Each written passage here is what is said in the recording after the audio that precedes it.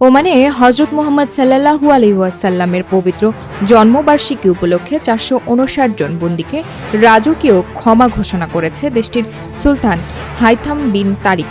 মঙ্গলবার এক বিবৃতিতে রয়্যাল ওমান পুলিশ ROP জানায়, বিভিন্ন মামলায় দণ্ডপ্রাপ্ত এসব বন্দীদের মধ্যে ওমানের নাগরিকের পাশাপাশি প্রবাসীরাও রয়েছেন। পবিত্র ঈদে মিলাদুন নবী উপলক্ষে সুলতানের এই বিশেষ ক্ষমা ঘোষণা করা হয়েছে। ROP জানিয়েছে, বিভিন্ন অপরাধে সাজাপ্রাপ্ত মোট 459 জন বন্দী এই রাজকীয় ক্ষমার আওতায় এসেছেন। প্রতি বছর বিশেষ জাতীয় ও ধর্মীয় উপলক্ষে ওমানে বন্দীদের জন্য রাজকীয় ক্ষমা ঘোষণা করা হয়ে থাকে।